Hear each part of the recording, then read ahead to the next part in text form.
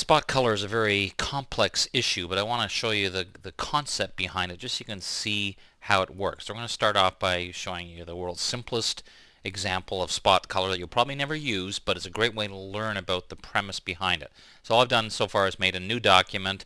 There's no layers, because one of the things you learn about spot colors is that you have to basically throw everything out you knew about layers and work strictly in channels ultimately. So basically all I've done is I've created a gradient on our main document, which shows up in our channel that's gray. Since this is a grayscale document, that's the only channel we're working on. Now we will make a marquee selection and just decide where we're going to position, and then we go into our channels palette and we're going to choose new spot color channel, and this is where we have to pick the color that we want. You can go into whatever Pantone color. We'll just stick with the color that we have chosen at the moment and click OK. And basically, because I had made a selection already, you'll see that all that appears on this channel is a big black dot. So that means that's where that red ink will print.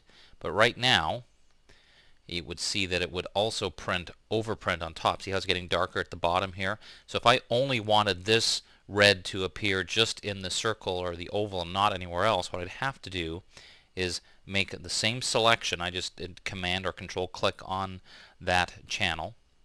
Let's hide that for a second, and I'm going to fill that with white. Now that would mean don't print anything. So take a look at this. Is going to be the effect, in effect, our black plate if we were thinking of printing. So you see it'll print the gradient from light to dark black and then nothing in the middle. And if I show both of them together, you see now it's only got red here and the black ink there. So that's sort of the basics of it. Now there's all sorts of other issues about trapping and so on. I just want to show you that's the basic principle behind creating a spot color channel. Now where it gets a little more challenging is where you want to use it on an actual image. So I want to take this image here and turn it into a two-color spot color image where it'll just use black and red. So first of all, we need to start off by changing the mode to grayscale, and I just want to do it this way using lab color and the lightness channel. Just gives me a nice looking grayscale. Now if I was really doing this as a real project, what I would also do is keep a color version sitting nearby so I could kind of compare. But I just want to show you now we're back to the same kind of boat where now we have just the gray channel, because that's all we're working on. We're going to make a selection of everything we want to print in our other channel. So let's do it this way. We're going to make a new spot channel. We use the same color since it's there. In this case I didn't have anything selected, so you see at this point it's just a blank. So what we're going to do is go in here, use our magic wand, and we're going to attempt to get a selection of all the areas we want to print in red. And I'm going to do this really quickly just to show you the idea here. We're going to switch back and forth between the magic wand and the lasso tool, something like this. And again, I'm not going to try to be incredibly accurate, just to show you the idea. I'm going to leave a few places out here and there just to show you. But basically what we're going to do is we're now going to copy that and switch to our red color and paste it. And you'll see when I deselect it, actually let's not deselect it, first of all let's just hide it, so Command or Control H, that again as before in our other example, if we look at just the red channel, you see it's printing, all these areas will be printed red, but there will be nothing printed in the middle. So at this point the areas of red are also overprinting the gray. So what I can do is go to the gray channel.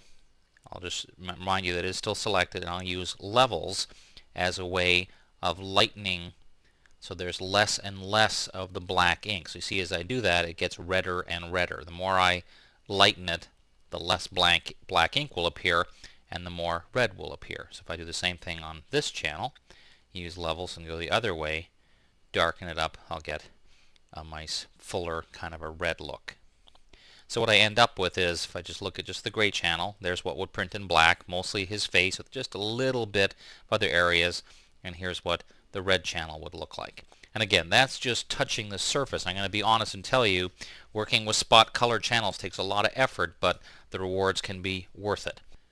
Once you're finished, you need to save as, and I have a feeling it's going to be right off the bottom of our screen here, probably will, but I'll tell you right at the very bottom, you guys can't see it, it says Photoshop DCS2, there it is there. It's a form of EPS file, and when you go to save it, it'll ask you how you want to save it, and this is where you need to talk to your printer to find out the best type. Typically, not always, typically people like to have a multiple file with color composite, which means you'll place it into your page layout software and you'll be able to see it on screen, but it'll print in effect already separated. But talk to your printer about that part, but that's just to give you an overview of spot color. I'm Dave Cross. Thanks for watching. Hope you enjoy your summer. I know I will. See you next time.